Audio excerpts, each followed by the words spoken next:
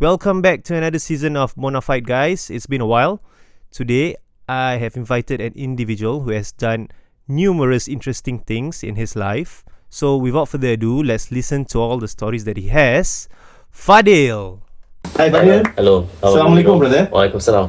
How are you? Thank you for having me. Okay, so the first time, right, that I noticed you was actually through one of your TikTok videos. your relocating videos. Yes. The one you did with your son, with your wife, right? Yes. But then after that, I didn't see much, and then I started to see your life. So what was the thing that got me a bit hooked to your life was actually the how candid you were, and then the major thing was actually the Singaporean accent. Right, so it made me feel very warm and proud when I see a Singaporean living overseas, like a true Singaporean, because like even in your life you say like how you communicate with your colleagues or all the all the this and that still come out.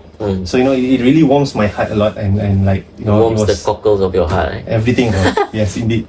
So I understand that you're like a jigsaw puzzle. Like you have a lot of interesting pieces to you, really, right? It is quite a lot for me to say that because, like, honestly, I just knew Fadhil like 15 minutes ago. Like we just interacted, right? So now I want to know more. I want to peel more about all these interesting things about him. So first off, can I interest you in Tik Tok? Of course, Right? Of course. Please Thank allow you. me, bro. Thank you so much. I truly miss Teh Tarik. Of course, Singaporean Teh Tarik. You mean like a $1 plus Tik Tok? $1 plus Teh Tarik, of course, definitely. How much is the Tik Tok there? Well, Let's go for the cheapest one. There's a paparish close by where I live, in the suburb that I live, and one probably cup of Teh Tarik will cost me $5.50. $5.50. Just one cup. Let's have a sip. $5.50. Yes, thank you. Wow, amazing. Right? I mean, you won't have this tomorrow when you get back. Don't remind me. Be a Papa Rich Teh Tarik again. Not looking forward. Hey bro, I just want to know. So, I understand that one of your great passions is nursing, right? So, tell me more about how you actually became a nurse.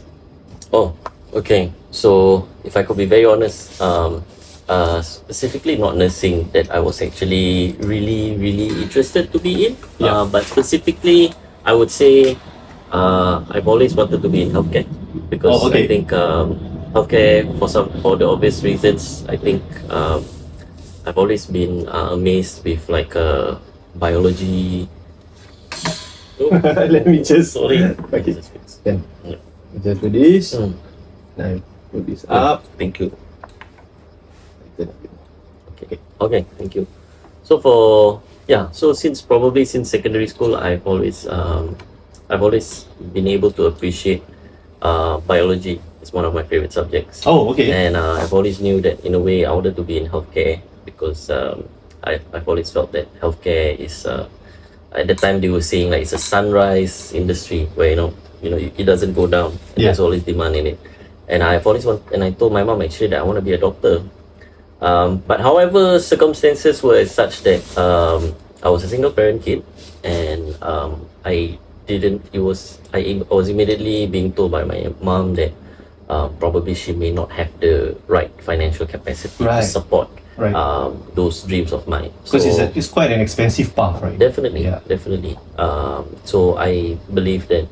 So I told my mom, I said that I'll settle for an alternative. I wouldn't say something far worse, but I would say I'll settle for an alternative, which is nursing. So was it the science part of that that interested you first, which is biology? Yeah, it is the science part, definitely. Oh, you did well?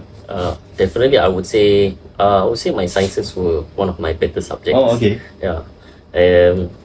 In a way, specifically nursing, I was still unsure of what the job of nursing entails. But I have always known that I wanted to participate in terms of churning out a treatment plan, especially, or know what is going on, especially in treating a disease. So when you went into nursing, was it what you expected? Oh, of course. Especially during the first year, after our first semester, we get exposed to to the clinical area right from the very beginning. Okay.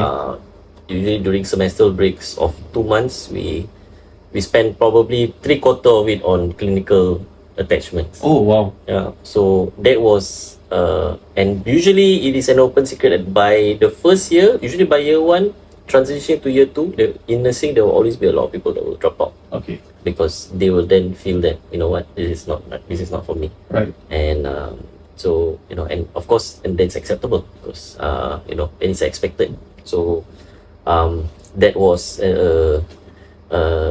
I would say awakening for me to realize that this is going to be my future. Okay. And after giving myself a good 3 to 4 weeks of being in the ward, and then I told myself, okay, probably this is This something is when that you become a nurse professionally, or still your internship? This was as a nursing student, year 1, semester 1. Nursing student means in poly, or you're done with that? Or in poly. Oh, okay. Yeah. So the path for nursing students is if you take your O levels, if you do well enough, you go to poly, you go to Nanyang Poly, you go to Ngee, or alternatively for those who are from N levels and they've already decided they want to do nursing, they'll just go to ITE nursing, and then they can progress to polytechnic. Were you a nurse during COVID in Singapore? Oh yes, definitely. Which hospital were you? I was in the hospital in the east. Oh, okay. Yeah, Changi Okay. Hospital. There are many hospitals in the east. Yeah, right? Changi. Changi, yeah? Okay. Mhm. How was it? Like, was it because you were a nurse before COVID? Yes. Was like the graph suddenly like spiking up in terms of the kind of work that you had to do, the demands, you know, the stress? Was it like something extraordinary that you experienced during that period? Honestly, if I can be very honest, the stresses and the struggles of a nurse has always been there, and we have always highlighted that this is not sustainable with the roles of a nurse, with the stresses that we go through, and you know, with the challenges that we face. Fortunately, I would say COVID sort of brought the issues that nurses were facing to light. Right. We have been, if you talk about manpower issues, if you talk about lacking of support, you know, which has led to the attrition that has been talked about in recent years in nursing. Yeah. It has been a product of many years of, you know, of probably the people who were in charge or supposed to be looking after this. They have sort of overlooked, or maybe they have neglected, and I feel that we are at the state of where we are because of the years and years of not doing enough in order to mitigate the consequences. So COVID was like a trigger, like. COVID was definitely a trigger point to improve everything else. Definitely. So I mean, this is something like you as a nurse personally, because sometimes like just because we are a first world country, you know, people who don't know, like they don't have friends, they don't have family who are nurses, they see like on the facade everything seems professional and good, but this is like on a more personal level as a nurse, right, that you are experiencing all this. So when during COVID itself, how was it that personally, as for you, right, in terms of like because you are like the front line, and then you know your exposure to this, which at that point of time is so unknown, right?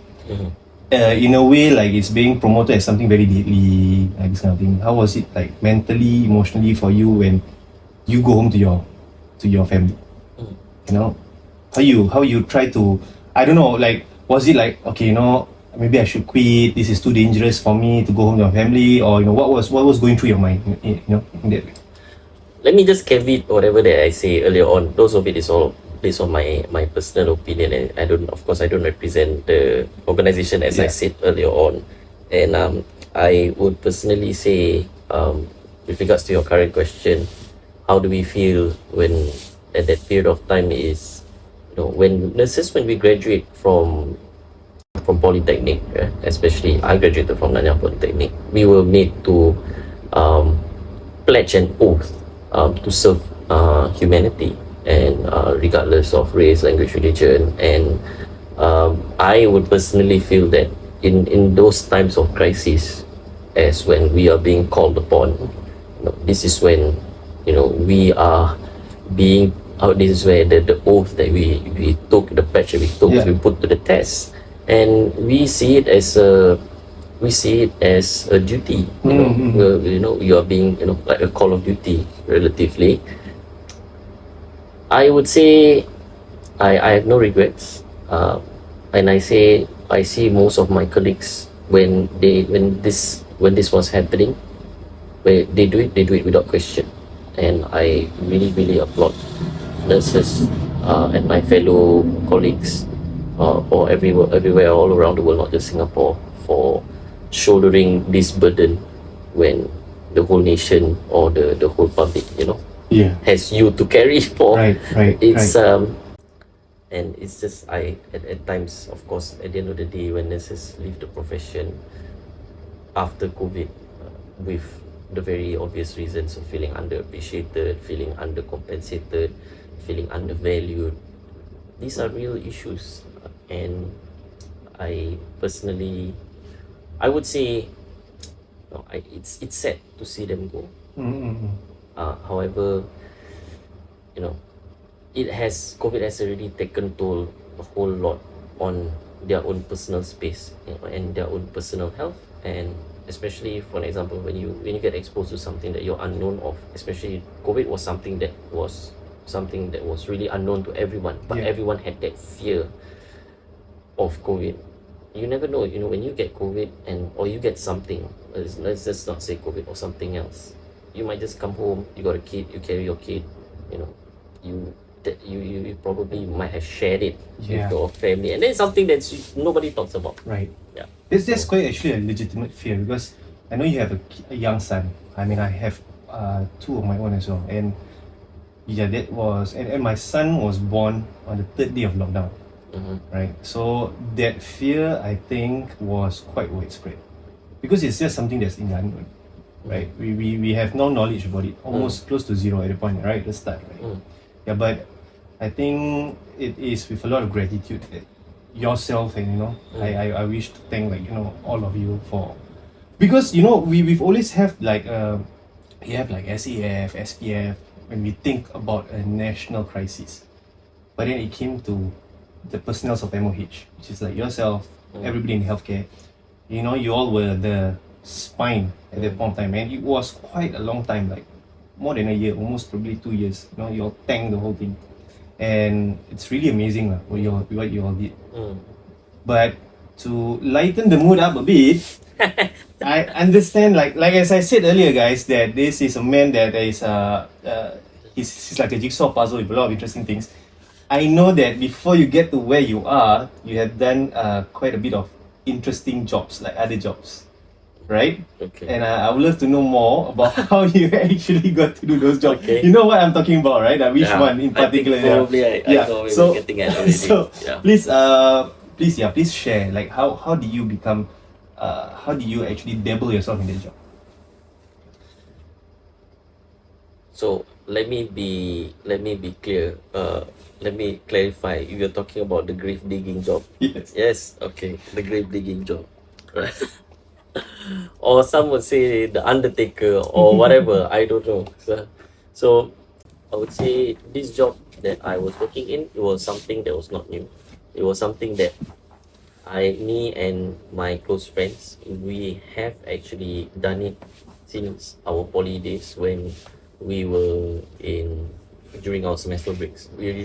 Because of our clinical attachments, we only left with like 1 or 2 weeks of semester break. Wait, you started in poly? Yeah. Okay. So when we did this job during for a good 2 or 3 weeks during the semester break, we just wanted money, and it just so happened that one of our friends, one of my closest friends, this business was run by his family.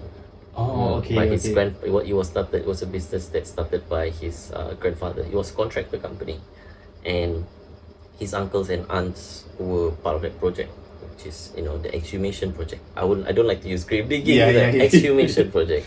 That's why I was waiting for the professional term. I don't, I don't want to any, like, you know how we say Malay, korek kubur, you know, this kind of thing. So Yeah. I was waiting for you. So exhumation, that's the, Exhumation. yeah, okay.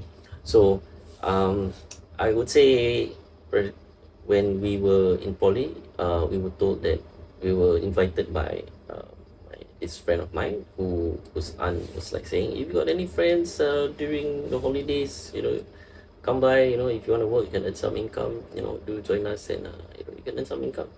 So, it was a group decision. It's like, hey guys, I send some money. Oh, so it was a group of friends Yeah, it was a doing it. group of Oh, friends. okay. And of course, that aside, after I graduated from school, and then I served my national service, and during that period, I was still awaiting to get employed by a hospital. It was relatively about almost a year. So during that period, I wouldn't say desperate, but I felt that I really need to have an immediate job that could give me a form of income. Okay. And I phoned my friend. I said, "Is your aunt looking for someone?" Of course, I didn't want to start in a new environment and having to quit because my nursing job was coming. Yeah. So I wanted something that was easy to get in and easy to get out. Mm-mm. So I phoned my friend. I said, "Look, is your aunt and your uncles looking for people to work?" I said, "I'm ready to work if they're happy to take me." So yeah, and the next day I was at 5 o'clock in the morning. I woke up. I left the house at 6 in the morning, and I was heading to Boon Lay, and I took a bus to Jalan Bahar, and I was at Pusara Aman and the Muslim base. I was like, oh, okay, this is gonna be a very interesting. But yourself, you don't have like apprehension, like any apprehensiveness about, I mean, you're a man of faith, like, religion, this kind of thing. Like, I mean, in short, I'm trying to conduct this in English, but hantu, ghosts, this kind of thing. Do you have any any apprehension about these kind of things at that point of time? At that point of time, not really. Of course, at the end of the day, ghosts exist because everything is a state of mind. Everything else is always a state of mind. Whatever that is mentioned in the scriptures is real, and if there's anything else, is in the state of mind. And for as long as what is your purpose there? You're not there to try to find things or you're doing something there, good, yeah. actually, right? So you're there to work, and Yeah. of course, if your intention is good, Tiring, no? hopefully. Oh, Really? it's for especially the first 2 weeks, you definitely it's gonna exhaust you really really bad. A very It's laborious job. very labor intensive job. But with whatever stigma that it comes with, does it pay well? Not really. Maybe I would say if depends on the demographics that you're from. I would say. Okay. Yeah. Okay. Yeah. So yeah, I think I would say if you want to say pay well, I think like I said, if Subjective lah, if, relative if lah. you have if what have you had before, because I know potentially probably nursing would pay me much better. But I would say for a salary, if you were to standardize from a Singaporean perspective, I think the salary is quite slightly below average. Right. Was it a great experience? Oh, definitely a great experience. Probably one of the best jobs because I would say my boss was very very she really looked after our welfare very well. Transport was provided, breakfast and lunch was provided. So transport, Your welfare was taken care of. yeah. Oh, that's good. So your job is to pretty much just come to work, do the job, food is catered for, and they'll send you home to your block. What else can you ask for? Yeah, that's good actually. Yeah, I mean, it saves a lot of money also. Yes, Transport that's and food. that's these true. two things. But you just have to try to pull yourself up 5 o'clock in the morning, and That is the challenge. That's the challenge.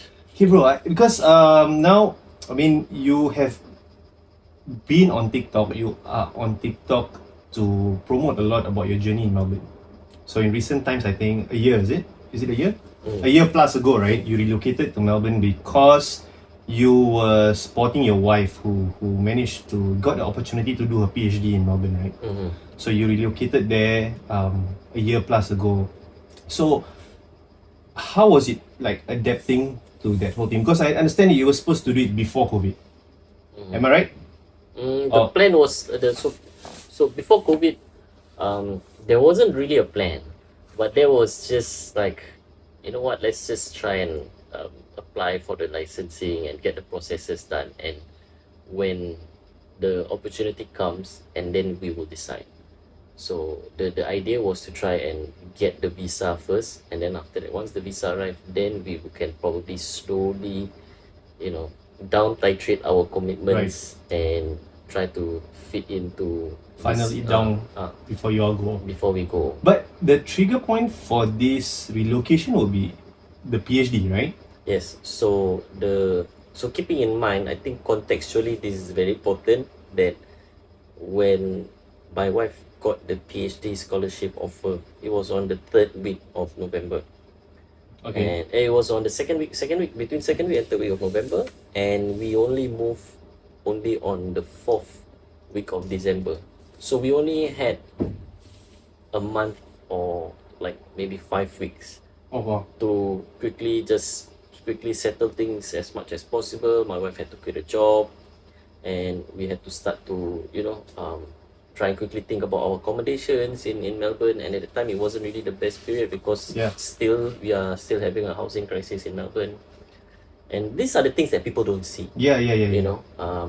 But people will see like, oh, this guy, oh, you know, he's in Melbourne, you know, he went, the grass is greener on the other side. But in actual fact, there's a lot to consider. It's a big move, especially when you are when you go as a family with a kid. You know, you're already thinking about, how about, we're going there. It's obvious my wife is studying. I got to think about, you know, what kind of job do I get, because I got to thank the finances. And of course, my son, we got to think about his education. You know, if I'm gonna work, she's gonna study. Who's gonna look after him? So no family. Yes, right? so then there's no family. Yeah. So Prior to you going there, were you already aware that you are able to get a job as a nurse, like as a Singaporean nurse in Melbourne, like before you even go there, right? Because okay, why I'm asking this is that, for example, if you were already in another profession that is not in demand in Melbourne, then you have to, you know, sidetrack and find another career over there. So were you already aware that, you know, Singaporean nurses are actually able to actually get jobs over there? Definitely. Oh, okay. That I would say, that was a very big factor that sort of gave me the confidence that, you know, we should make this move. And of course, given that we were given such a very short period to really dabble with, when, you know, the transition was really, really short. 5 weeks is not long.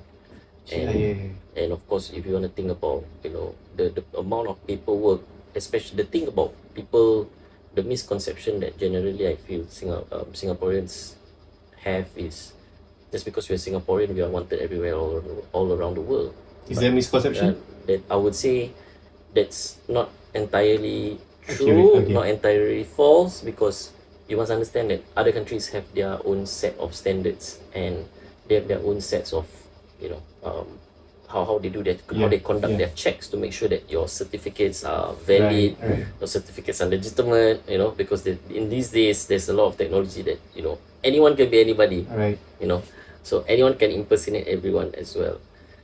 And of course, Australia, just before I came in, there were a lot of reports where people tend to come up with fake CVs and all that. So I had to go through the rigors of very thorough checks. So it became more stringent for you? It was very stringent. Oh wow, that sucks. So back to your question, I would say I was pretty confident that I was going to get a job. You did your homework already lah. Yes. In terms of, like, you know, what you can do there and what you cannot do there. And also because prior to COVID, we had some processes that were already on the way.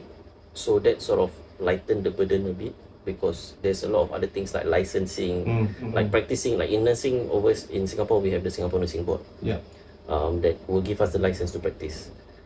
In Australia, they have something similar, but in order to obtain that license, there's a lot of paperwork that needs to be produced. So it's like beyond the red tapes that you need to settle, are there like more certification you need to complete before you can practice nursing over there? Thankfully, not. English test, right? Was it English you have to test? take English I took the test? English test Ah, before. okay. Yeah. Then and yeah, but I took the test. That was before COVID, thankfully, and that English test also was one of the prerequisite of obtaining the Okay. certificate of the license, because at the same time also, especially if your qualification is not from an Australian-based university, Okay. they can be really mean and say that how can we ascertain that you have a very strong command of English language Oh. if you don't take uh, if you don't come from university that English is the native language. You get what I'm trying to say? Yeah. Yeah. I mean, they shouldn't they be aware of our educational system? No, it's not about being aware. It's they have the choice, because Right. it's a matter of Yeah, I if mean, you want to work in my country, understand. so, Yeah. They have all the rights yes. to dictate, the perimeters for you to work there, right? Oh, okay. So it's at the end of the day, it really tests your patience, because of course at the start, just like what you just said, I would have thought like I've been Singaporean, come on, like, hey, how can you say, like, what are you trying to say? Yeah, Like, like- we speak, I mean, like, we speak as much as, of course, English is our first language, Yeah. generally, for Singaporeans. But so that was one of the things that really, really tests my patience. But at the end of the day, it's about how much do you really want. And for me, I didn't have much of a choice, because Yeah. I needed to get it done. You had to make it work. I had to make it work. Yeah, so, yeah. So that's And then you mentioned also about the properties there, right? And then I mean, I assume it is. I mean, you rented, right? yes. And I mean, I heard also from your TikTok and your live that it's actually quite a bad time to be sourcing for properties there, and you shifted a couple of times, right? Yes, How difficult was it? Like what just share with us the So when I pains. first moved to Victoria, we rented an Airbnb for a month, and we rented Airbnb? two different Airbnbs, 2 weeks, and altogether, my wife, she was nice enough to thank the finances. It cost us about 7,000. 7,000 for a month? Yeah, Oh wow. and at that period of time, really, there was, as a landlord, if you are renting out your property, probably, you'll be laughing, you'll be giggling, because if you throw any price, anyone would be happy to try and bid. Okay. And we were facing that kind of competition then. Supply where was at that time, scarce. Supply was scarce. Supply was scarce in general, or supply of good accommodations was scarce. Was scarce. Supply was scarce. Oh wow. Yeah, there was not a lot of properties that were available in the rental market then, because of the economic climate, I believe. Hence, for every property that we intended to apply, or we attempted to apply, of course we were not accepted. And of course, one of the main reasons that when you apply for rent is they want to have your rent history, and that was something that we didn't have, Yeah. because we are new to the country, and we're new to the city. Right. Yeah, and all these other applicants, they have a rent history, because they have been in the city Right. for a long while, and so in that way, they had the upper hand as Right, compared right. to us. Rent history is one of the things, and of course they want to see your bank statement, because there's been people who have always defaulted their rents because they don't have enough money, so they want to make sure that every applicant has got a very sturdy, in terms of their finances. Yeah. So So these were the factors. the Airbnb was like a transitional period before Yes. you can settle so-called your permanent Yes. stay lah, kind of thing. That's right. Oh, okay. So you had either what it is, either a hotel or an Airbnb or something like that. Like you have to settle for that. Oh man. Yeah. So we were very, very fortunate to come across a gentleman who was willing to give to us his lease, and he had a 1-year lease in which he wasn't keen to continue, and he offered us to actually take over. And it was on that day we were the first one to attend to inspect the property, and we just said we're happy to take this property if you're happy to give it to us, and we are ready to give you a down payment. And of course he asked for the usual things, yada yada. And I just said we don't have a rent history, we don't have a bank statement because we don't have a bank account in Australia, but we are I say I can only start work later at that month, but if you're happy to give us this property, we'll be happy to accept it right away. So after that, of course, there was more questions that entails after that, but what mattered was we got the property, and that was a huge relief because I couldn't imagine spending another 7,000 just on property. So actually it could have stretched further It could have. beyond that 4 weeks. And I think there are new Singaporeans who have moved to Melbourne who probably have spent more than the time that I did just looking for a place to stay. Oh wow. Yeah. So yeah, that's the current struggle of moving abroad. So how do you, I understand that you have a very long commute to work because of your I mean in your first job there, right? Yes. So how do you all select was it like nearer to your wife's school, or did it have to be like nearer to your workplace? I was definitely nearer to so the initial part we had tried to actually apply for a house near to my workplace, and when the house that we secured was actually happened to be closer to my wife's school as compared to my workplace, which was of course by a 2 hours drive journey. In the end I told her, I said, you know what, I think it makes more sense for me to travel than for her to travel. So I had no complaints. I was more than happy to make the drive. Things that men do for love, for the love of their family. Yeah, that's one of the things that makes me enjoy the whole thing more. Listening to all the stories that you've had. But it's 2 hours, 2 hours through. That's 4 hours on the road. Yep. To and fro. For how long? A year? Almost a year, I think. Yeah. For almost a year. Yeah. Were you going crazy for a while? I think that's why I went on TikTok Live. Right. I think I went on TikTok Live probably on the last few months, right? Yeah. Of my employment there. But prior to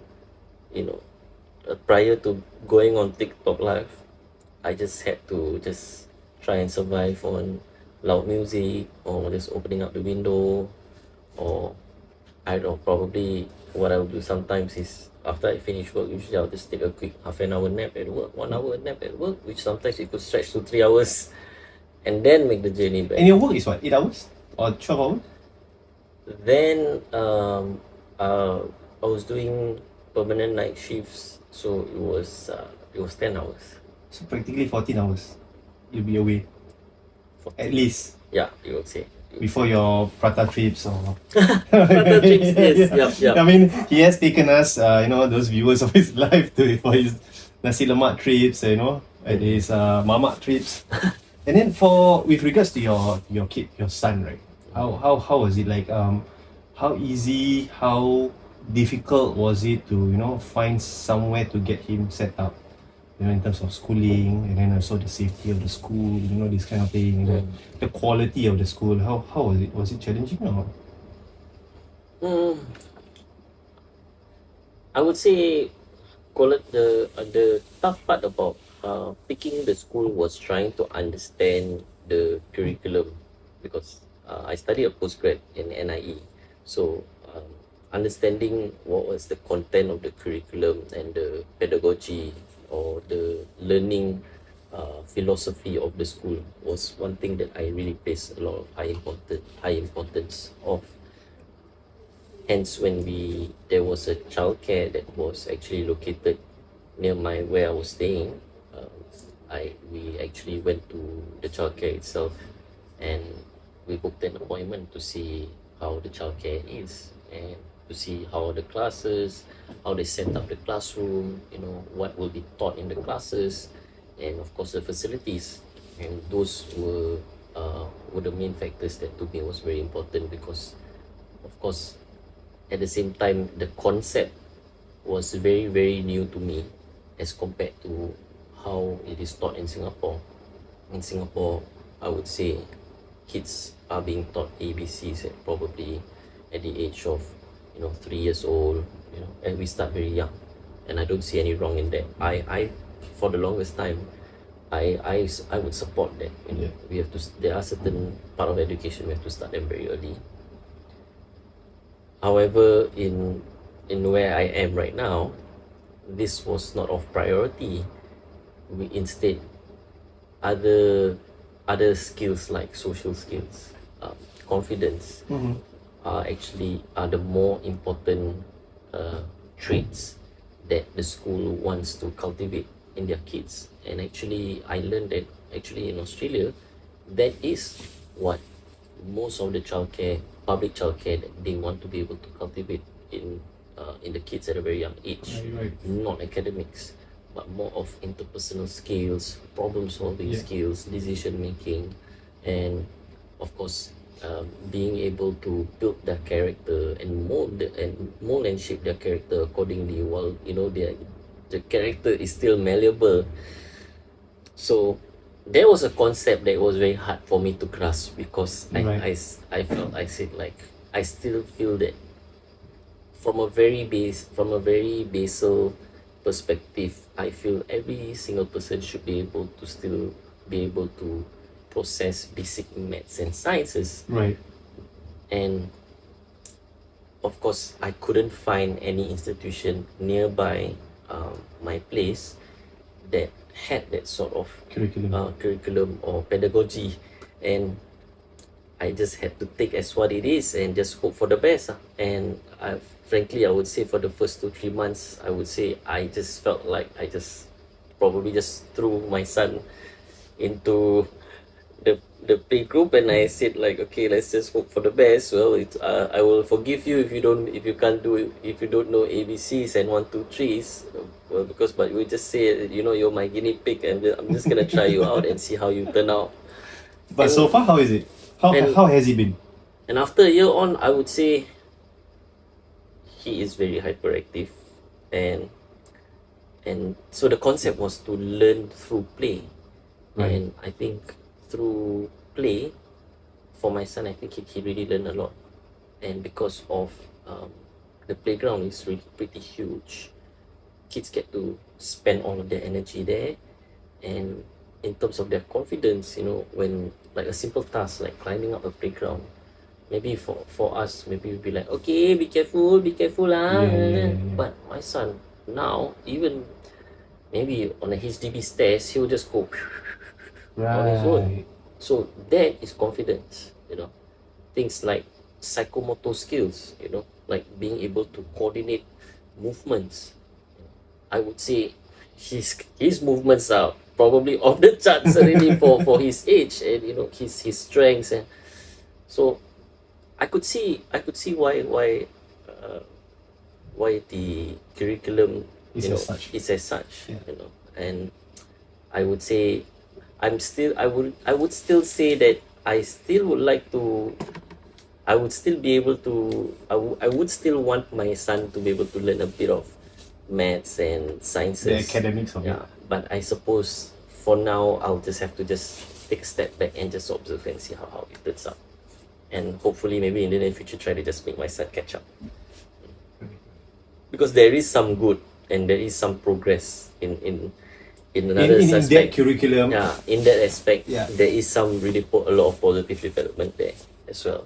Yeah. So And you are seeing it now, that I mean from the interpersonal skill that he has. I mean it is, I would say, if you compare it to any like the Singapore curriculum for kids his age, certainly that curriculum that your son had improved that like leaps and bounds, right?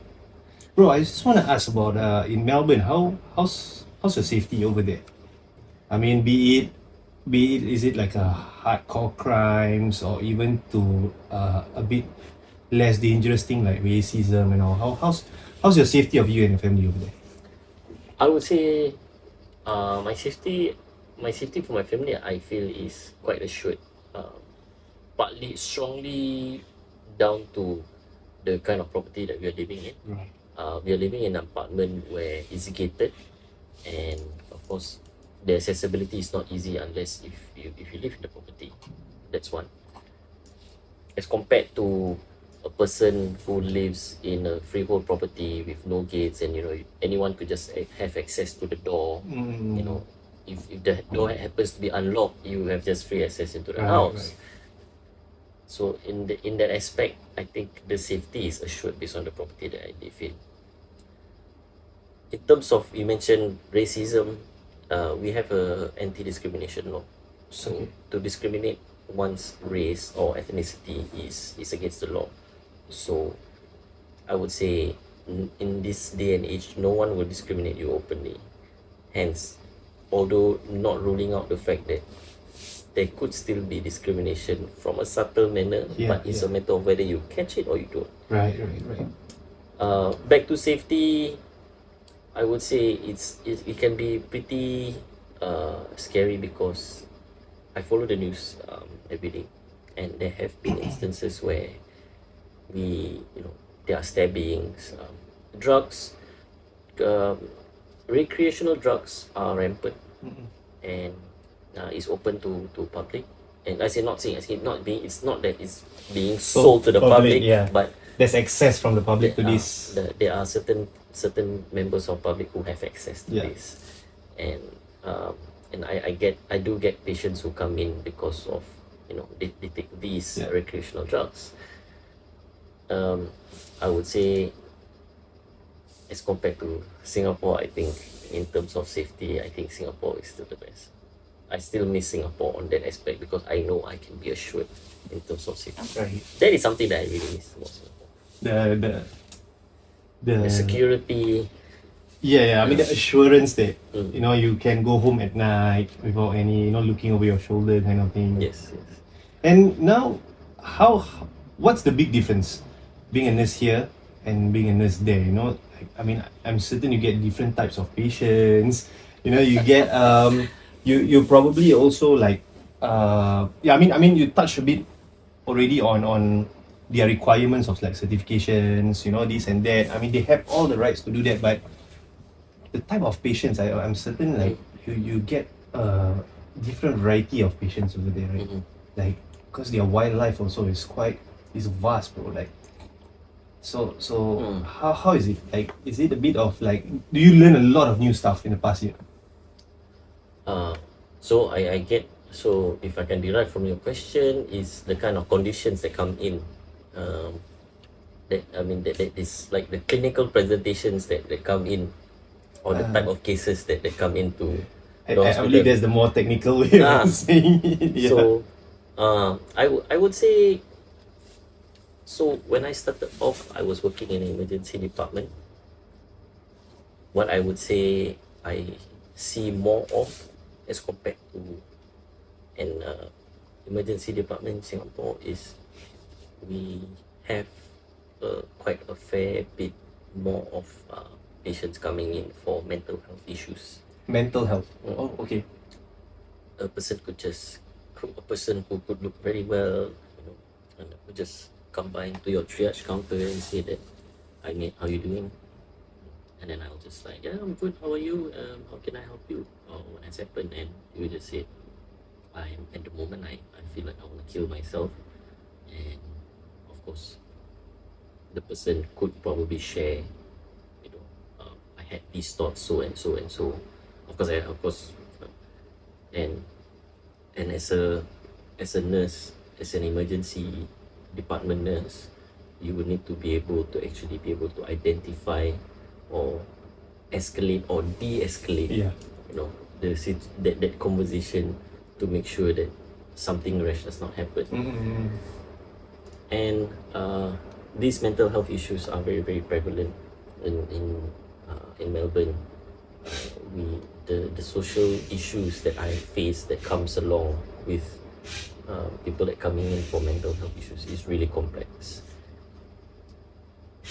Saying that, Melbourne, Victoria does have a very, very vast number of mental health resources, right, and help in order to be able to help people cope with mental health issues.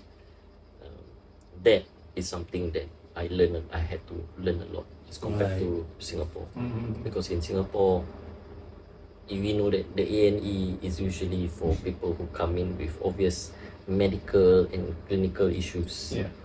You know, if you have mental health issues, or if you have such thoughts, yeah, you probably would to think there's always that stigma that, oh, okay, maybe I'm crazy, or I'll have to go to only that one hospital that will be able to entertain me on this. You know, but over there is, for us as emergency nurses, we are trained. We have been given like a solid like block of training for a good 2 weeks to prepare us in case we do receive this kind of patients. Also, it's well known that these cases will come through. Definitely. Oh, okay. Definitely. Wow. Yeah. So that was the one thing that I would say that is different. Right. In Singapore. What's the working culture there? The culture. Is it about the same, or is it? Wow, that's a very very hard question that you're asking, my friend. I think everybody wants to know the answer to that question. I would say, I'll just put it very simply. Right. Of course, this is from my own lens. I would say, everybody comes to work over there. Everybody comes to work. Everybody understands that work is just a means for you to earn money. That's it. No, they don't have any emotional attachment to the workplace. If they have to leave, they leave. And when everyone understands that when you're rostered to work within a designated time period, that's it. You don't give anything more than that, because you're not paid to do that.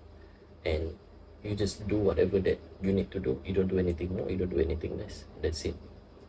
Whereas in Singapore, probably in the years of almost a decade of working as a nurse in Singapore, you know, there have been countless times where I stayed beyond the hours that I was paid for, you know, and no one talks about it, or it is only when I'm being paid, and these are like, you know, you do overtime but you're not being paid, you know, because you're supposed to finish your job, you know, within that rostered period. But it's I think too the much culture is work. quite synonymous to being a Singaporean.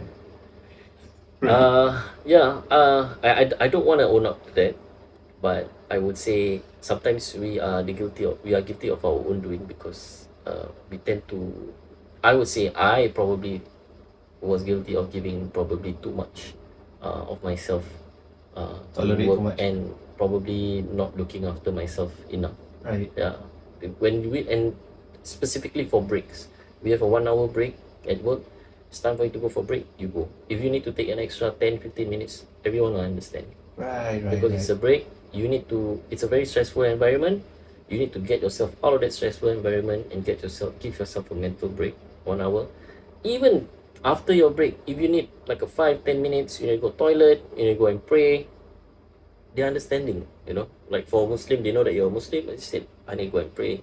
Are you have to help me look after my patient for a bit? Just go, man. Just go, you know. So I So think over there, simply put, like, you don't feel like there's always a big brother heaping that kind of pressure on you, you know, to be on the ball with your minutes. Yeah. You know, okay. So I think It's a bit more matured, lah, I would say, right? Yeah. In terms of like the working culture over there. I would say, I guess There's ownership it also. happens to, I guess it goes with, I guess depends on what do you intend to achieve at that workplace. If everyone is just if everyone has that objective of work is just a means to earn money, then I think all of that is permissible. You know, nothing, all of that can fall into place. All of that simple, you know, understanding, within mutual understanding can come together easily. But if there are people who are ambitious in their workplace and they want to strive to achieve something in their workplace within a certain period, of course there has something to be shown for what it's worth. I mean, hours and remuneration, it's not the reward that they are seeking for, right? So, I mean, I truly understand Mm-hmm. what you're trying to say there, but so that is the major difference between the working culture there and here. Yeah, I would say on nursing for my line of work. Yeah, For lah, for nursing, nursing so, lah, yeah, right? yeah. Now that you stayed there for almost like a year plus, and I understand that tax is high, cost of living is high, right? I mean, evidently from your Papa Rich, it's like $25 for me, right? I mean, I understand that nominally you earn a lot, but the cost of living is a lot and the tax is a lot, right? So what pro tip have you figured out to minimize your cost of living in Melbourne? No, because I mean, because you know we have a lot of people who are somehow they are really into moving into Australia. It seems to me that a lot of people feel that Australia is quite a lucrative place for them to migrate or relocate or what. So yourself, you know, a year plus, pro tips to minimize the cost of living in Melbourne. I like your tea. It's really good tea. Pro tip. I'm not probably the best person to say this, but of course this is of course. Your own. I would say the Australians, generally what I learned from every Australian is everyone brings food to work. Okay. Nobody buys food at work, because buying food outside is, it can be ridiculously expensive. So everyone brings a little lunch bag to work, and for a person who works a 12-hour shift like myself, we have a lunch break, we have a morning tea break, we have a lunch break, and we have a short pre-dinner break. Yeah. Yeah. So it's 30 minutes, 30 minutes, 30 minutes. So a pro tip is, what I realize my fellow Australian colleagues will do is they I don't want to sound, oh gosh, goodness. They eat a lot of greens. They eat a lot of vegetables. Right. And of course, vegetables is of course a more economic choice, Yeah. as compared to if you were to buy like a proper meal, rice or Proteins, something. you know. And the subsequent breaks after, probably they just have like an apple and just a cup of coffee or a cup of tea. Right. That's it. I think it's about minimizing on being smart with your expenditure on food. You know, not dining out is definitely an understandable measure for you to take in order to cut costs. Right. That's one thing. And I think in terms of transport, I think there are people who are more than happy not to buy a car, because they know that buying a car, even when they own a car, maybe in Singapore we look after our car like, hey, don't bang, you don't scratch my car. But for them, I've seen cars that really look like crap. Probably haven't been washed for like maybe like a few years, but as long as it is a means for them to travel, Yeah. you know, if a car can cost less than, like maybe less than 5,000, but for as long as the car can move, Yeah. you know, they don't, you know, again, it's not all about the luxury of the living. It's more of the quality of life that matters, that they rather put their money on. Right. They rather, there is also like, even another pro tip is, usually they would say, if you happen to be around, what I realize is the conversations that they revolve around, they don't talk about the property that you had, they don't talk about the cars that you drive, they don't talk about the school, you know, your kids' grades. They talk about other things that they are more I would say, you know, to them, I guess they put more value on life experiences, Right. and more about your you know, more about your welfare. Like, I'll just give you an example. Hi Fadhil, how's your Christmas? Do you celebrate Christmas? I say, no, I didn't celebrate Christmas. So did you work during Christmas? I said, no. So did you do anything during Christmas? So I said, yeah, I just stay at home, and probably I did went to a few places for as part of my, you know, it was on holiday, so we travel a bit, you know, to the suburbs. Oh, that's nice. So Right. how's your son? How old is your son now? Right. And so these are the mainstays in Right, conversations that are the kind of conversations that go around a lot, and then they will share, and they're always happy to share. Like, Right. oh, I went to Queensland. I drove to Queensland. Right. Have you ever drove to Queensland? Oh, you should, mate. You know, you should drive. You should bring your wife and your son. Go and drive to Queensland. It's Of an course, make exchange sure- of like experiences. Yes. It's just stories about each other. Yes, Right. yes, Oh, yes. okay, yes. okay. So, and because I suppose there are lots and lots of things to do in that state. Yeah. Because the state itself, the state of Victoria is bigger than Singapore. Yeah. I guess. And that is when I suppose those kind of conversations tend to be a mainstay as compared to maybe, I don't know, maybe unless if you just came back from a holiday, then probably those would be the kind of Yeah. conversations that they revolve around. Right. Yeah. Right. So if you back to your, say, I would say pro tip is finances, spend on what matters, you know. Don't, of course, if you can be a minimalist, that will be the best. Right. That'll be the best case scenario. Like when I just moved, my wife, she's been amazing. You know, we bought secondhand television. We bought like a few like secondhand sound systems. Yeah. And nobody will actually Right. nobody will actually have a go at you for buying second hand. In fact, the Australians will usually buy third hand, fourth hand, fifth Yeah, hand, yeah, or maybe yeah. they'll just buy from their friends, or they just get like handovers from Right. their friends. And nobody will say anything. These are things that don't matter Yeah. within the community there. So. So yeah, I hope that Hey, answers. bro, tell me more about this initiative that you made, Nurses on Call. Oh, Like honestly, right, I've been wanting to know what is it actually about, but I can't really pinpoint what is it actually. So that's why I would like to know more from you. I mean, you initiated this Mhm. Nurses on Call, right? Mhm. Are you able to what does it look like? What Okay, does it look like? from my point of view, it feels like it's a support system for nurses. Okay. In a way, I mean, I don't know what nurses face or what kind of like things that they require in terms of assistance or what, but it seems that you are like the support system for nurses, like Mhm. they are free to get in touch with you as and when they want. Is that it? Yeah, you can say that. Right. So, I believe today you really covered, really touched base with a lot of things in my life. I A told you, lot bro, of aspects. you are the puzzle that I want to complete, right? I told you. Thank you.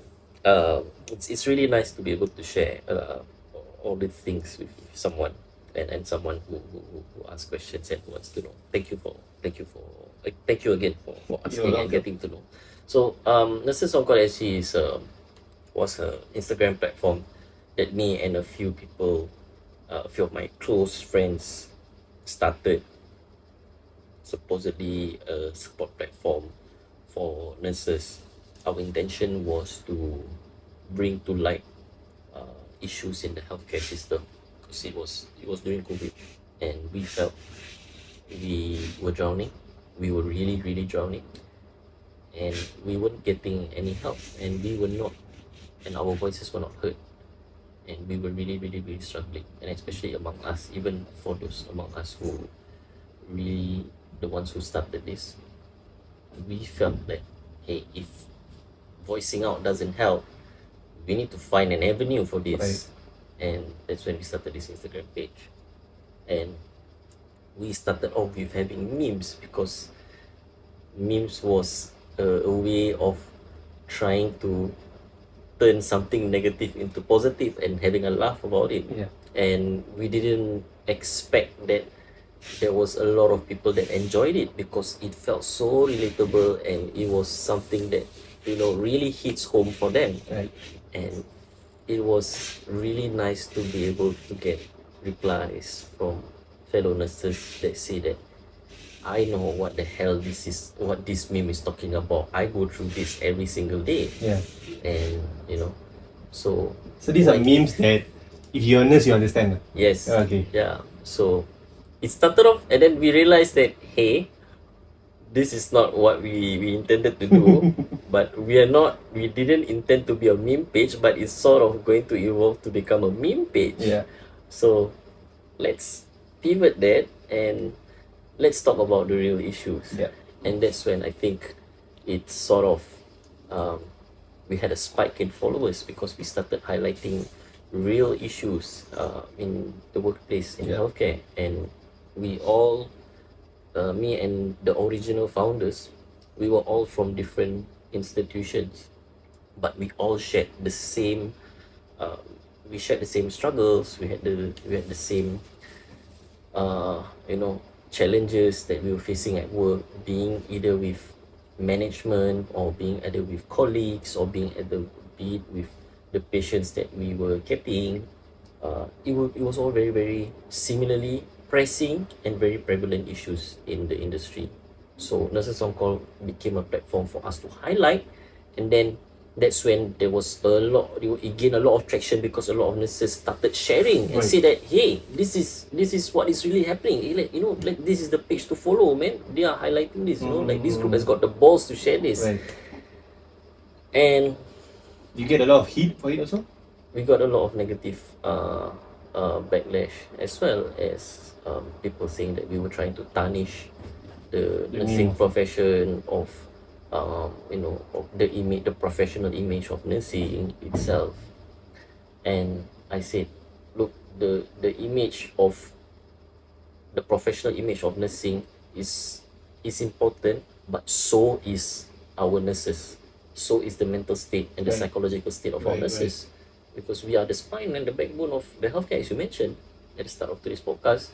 But if you're just looking after the image, but if you're not looking after us, the human side of the nurses, you know, then then who's gonna look after them? You Right. know, so the least that we can do is bring these issues to light, and that was what we were doing. And of course, we gained a lot of very strong supporters, but at the same time, we gained some people who were against us as well. And it was those supporters who were really, really cheering for us, and we had to and of course the pressure was mounting. We became like a very divisive movement because there were camps that was like, of course they, and I realized that actually these were people who were in the higher management, and of course we have people Right. who were still fighting. Suddenly you Yeah. can see the distinction between Yeah. the two parties. And you know, we were becoming like a threat to, you know, like being a platform for, you know, to the people in the management, in some part of management. I wouldn't Yeah. say everyone, but Yeah, those yeah. people who were in management but who were following us felt that, you know, they were afraid that we will probably bring that this sort of uh, platform could blow up. Right. But we didn't want to blow up. We just wanted to just highlight, and we just wanted to share these issues. At the same time, we were very, very careful to make sure that our platform was not a platform of negativity. Right. You know, Right. we want it to be constructive. At the same time, we want people to be able, we wanted to be the bridge to understand, of course, things that, you know, people on the ground don't see what the management sees, and of course the management also sometimes don't see what is Right, on the ground, and we wanted to be that bridge. Along the way, fast forward to now, COVID is over. Of course, there are still prevalent issues Right. in which we have highlighted, in which we have also suggested to in our page, measures on how to mitigate these issues and how to solutions. But of course, whether or not it's being followed or any of the minister follows our page, that's another question. I would just say that at the moment we are just we have evolved to become an initiative that we want to be able to equip and empower nurses to be able to, you know, address issues themselves and to be able to look after themselves better. And I think it's all about education and about the knowledge, so that So safe to say that this platform, Nurses on Call right now, is you're trying to make it into a platform that takes care of nurses. Like not in a administrative way, but you know, if you have like concerns or anything, you welcome them to speak to you guys, to share. I would say that at this stage, at the moment right now, we are at a transition stage, because we have gone through phases where we started to be a support platform, but we became a meme platform, and then after that we became a I would say a Anti-hero. not say anti-hero, but more like another channel for people to voice their grievances. But now we want to be able to because I guess as for every hype when during COVID happened, there's of course that hype about healthcare being Yeah.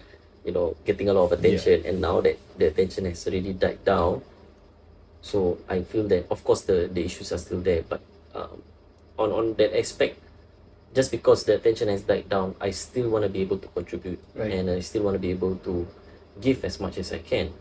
And of course, at the end of the day, there are still nurses who are still fighting and Yeah. who are still persevering. I want to be able to use this platform to be able to give them something, Right. and contribute to them, give them something that probably their organizations are not able to give them, in which empowering them with skills, tips, how to be able to be more resilient, Right. mentally, and of course to be able to cope with their stresses that they face. Oh, okay. Now I understand better what you mean by like what's the true purpose right now for the song call. Yep. Just a few more things to this puzzle. Mm-hmm. You have been to this is a bit on your travels. You have been to Uganda. Oh, I believe that you are the only person that I know. I mean, I am relatively well traveled, and I know a lot of people who travel a lot. But I believe you are the first person I know that has traveled to Uganda. What was the purpose of your visit to Uganda, and how was it? How was Uganda? Uganda. Oh wow. Okay. Uganda was eye-opening. Uganda was sensational because there was a lot of learning that took place during my trip in Uganda. The purpose of Uganda was rather different. It was not a holiday.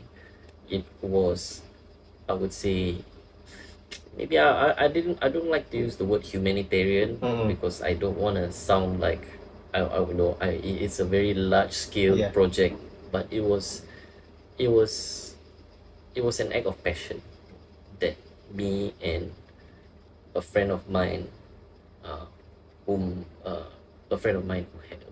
we have this passion of how we want to be able to use the resources that we have and to be able to benefit the communities outside of Singapore.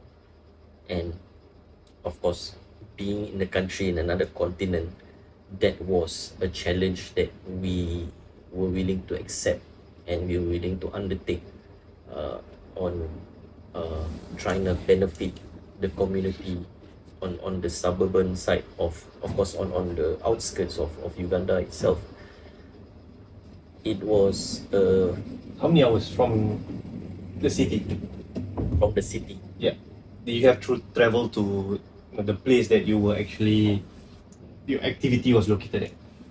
So we were in so there's the airport. The airport is one suburb by itself, and then we traveled to Mbale. Mbale is the main city, and then we went to another suburb called Kampala. So from Kampala, that district has got many other small pockets. Kampala is another province where there's like many pockets of districts where certain areas were still controlled by, Like, I wouldn't gang say lords. gang lords, warlords, Yeah. or they have their chieftains Right. who still control the area. Which you come across? Definitely. Oh, you did? Definitely. So that's why I say it was a very very huge learning experience for me, especially in other parts of the world. I would say, Yeah. especially when sometimes I feel in Singapore, when we wanna get things done, when we wanna do something good for people in Singapore, there is no barrier. Right. Maybe there's one or two barriers, of course. There's maybe like just some house rules that you gotta housekeep. But in overseas, there's always tiers and tiers of Right. people that you need to go through, Right. or there's tiers of favors that you need to do in order to arrive to where you want Right. that you intend to. So the mission initially was um, to build mosque or a mosque or and certain areas we were trying to build solar systems, electricity. We wanted to provide electricity, and there was also other. There was also those were the two main projects. The other projects that we were actually uh, looking into was to actually simple basic necessity like accessibility to water, clean water, clean sanitation is something that these communities do not have. And that was something that was the challenge that we had in trying to make sure that, you know, I mean, of course, religion is important, electricity is important, but below that, from a very basic need, feel like, you know, Maslow's hierarchy of needs, you know, physiological needs like water, food, these were very, very basic needs that Lacking? really, that was really, really lacking. Like one community, like for on an average, one community, one village, when they want to go get water, they'll probably have to ride a bicycle or they have to walk maybe 2 or 3 hours, and they have to carry like maybe 3 or 4 bottles or like jerry cans Yeah. just to get water. And the water is not really clean water, it's like very murky. And it's like from a lake, and God knows if someone has already defecated in that lake. So sanitation, clean water, those were the very basic things that these people do not have access to. You get a And we chance were to trying- live in those conditions? I had to. You had to. I had to, for, of course, not for a long period, Yeah, because I couldn't, and considering that my body is not conditioned to those kind of Right. conditions, I had to bring my own supply of Right, water. right. I didn't dare to consume those kind of, the same kind of water that they had. But I could barely imagine, you know, what is the state of the body condition, Right. being a nurse, you know, consuming so much of, you know, unfiltered, you know, unprocessed water. And at the end of the whole trip, you know, it is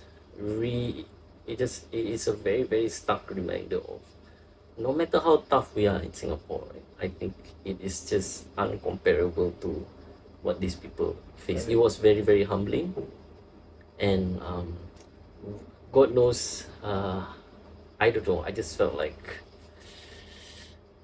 I felt like whatever that despite I thought before the trip I was gonna, you know, people would say like, "Oh, you're doing so much, you know, with the amount of baggage, with the amount of luggages or logistics that we brought." We thought we were probably gonna make an impact, but I simply felt like, gosh, it's still not enough. And you know, and I just really, really hope that sooner or later these communities do get the help that they need. Right. Yeah. So yeah, but maybe, you know, maybe one day I might revisit Uganda. Okay? Hopefully. We'll see. And then this time around, please document it. I mean, what I saw were just pictures. I think you need your videos, bro. That's- Bro, just last topic before we Yes. go. This is something that I know I believe you are good at and you are quite passionate at, is football. Right? So I mean, I stalked Fadhil through his socials, and I realized actually he's mutual friends with a lot of my footballer friends who are great at football, and he himself actually has gone through the footballing system a little bit in Singapore. So right now in Melbourne, I understand that you took your coaching license. Yes, Right, that's recently. right. That's right. So number one is why? Is it that have you always wanted to pursue that, or it was just an opportunity that popped up over there? And yeah, how was the coaching license? Why and how? Before we go into that, since you mentioned that you have got a lot of good friends as my mutual friends who are really, really good footballers, I must openly declare that I'm not a really good footballer, technically, from a technical aspect, because I felt that my footballing journey, I was never blessed in terms of being technically a really good player.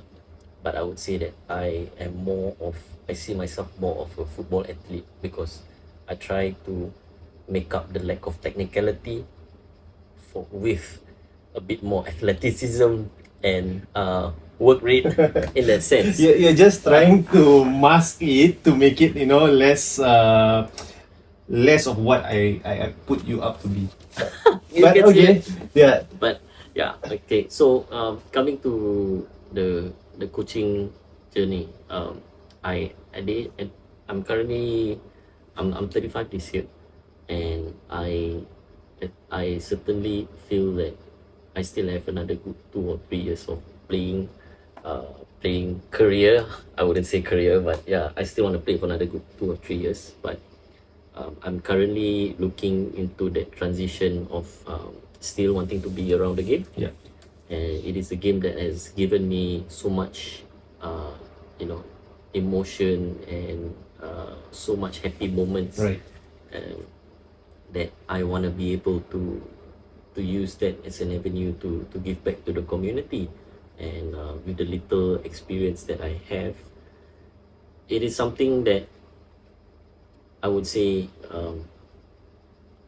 at the end of the day, we footballers, we are forever a student of the game. Right, right. And me being a student of the game, it is taking the certification is just for me as a step to learn the game a bit more. Right. From every aspect, being from a coach's aspect, being from a scout's aspect, being from a fitness instructor, or being as a physio aspect and as a player. Um, I would say it has also been of my interest being a part of the football fraternity once upon a time with a local club. I wanted to see how different it was in another country in terms of the structure of how the football education is, in terms of their curriculum, of how they want to be able to nurture footballers in their country or in their state as compared to Singapore.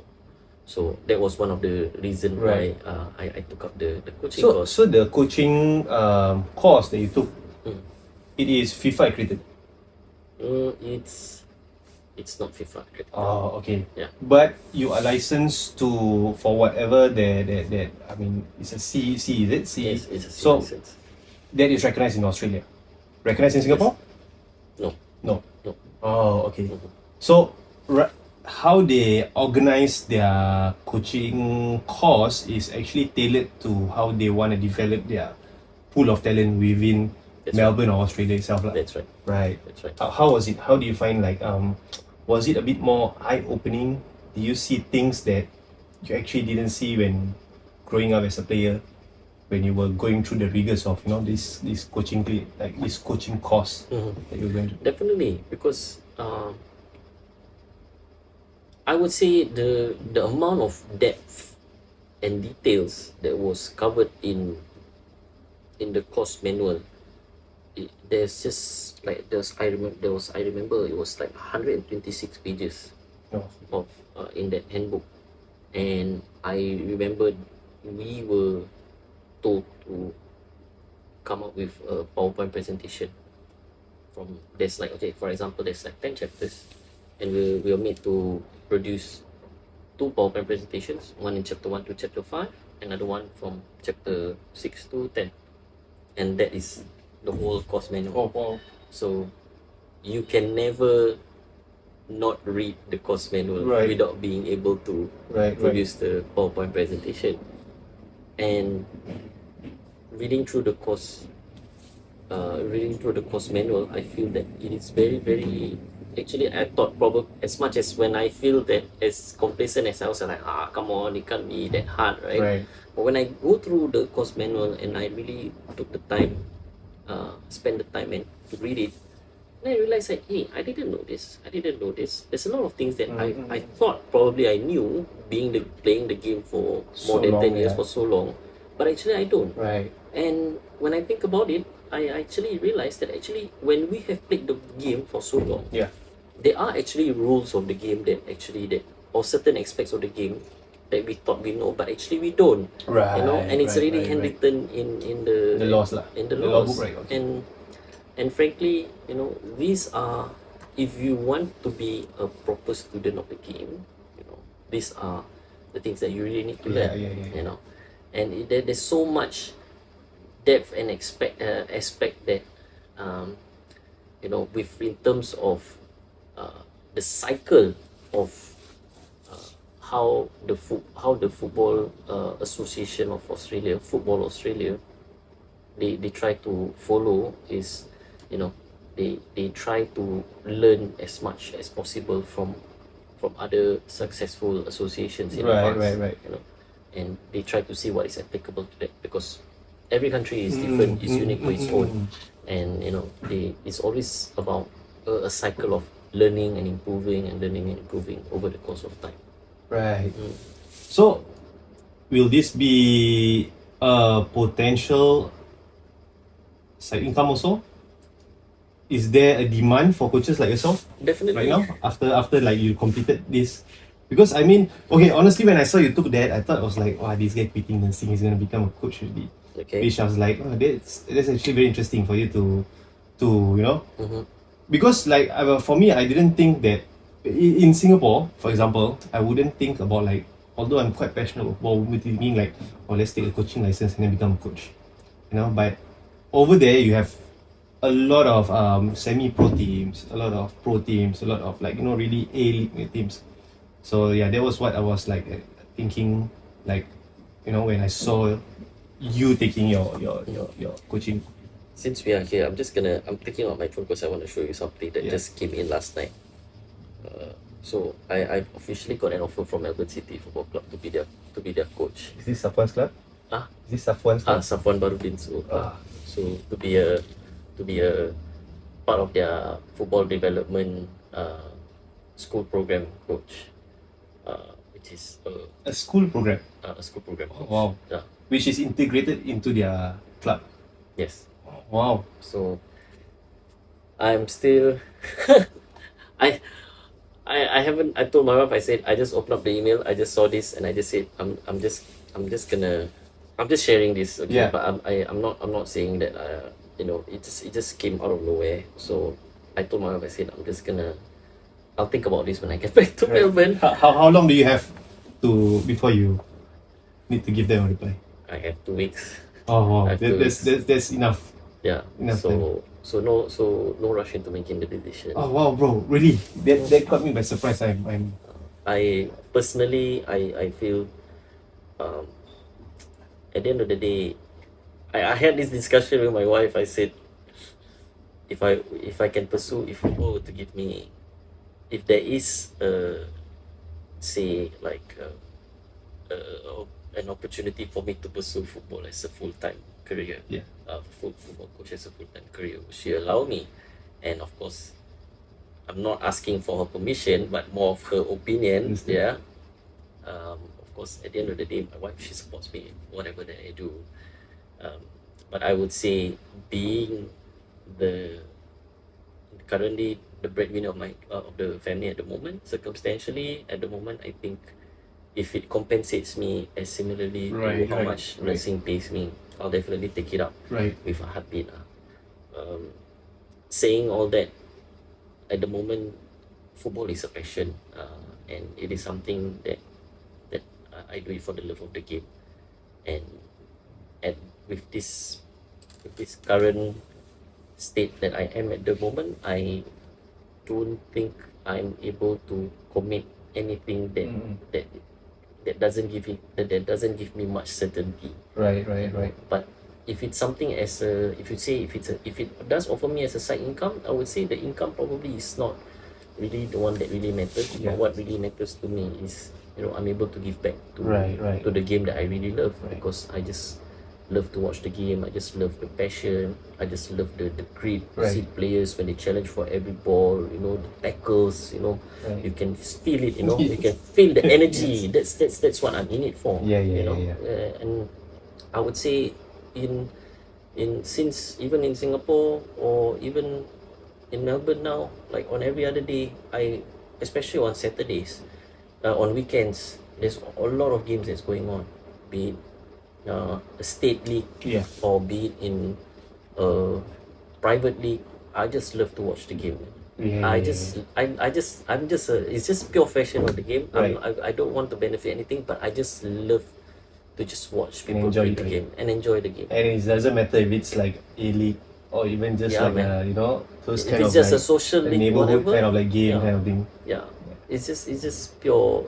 It's just pure enjoyment. Nothing I too think much. I think about it's the so concept. great that you know you were presented with opportunities in your two biggest passions so far, right? Nursing and also in football. I think a lot of people right now, some of them may not even be like you know, earning from doing something that they are passionate about. You know, I think I'm so glad that you know, like things are being eased for you with your relocation to Melbourne. You know, these kind of things. You have no family there, but you know you're getting things which there are things that are going your way that are great.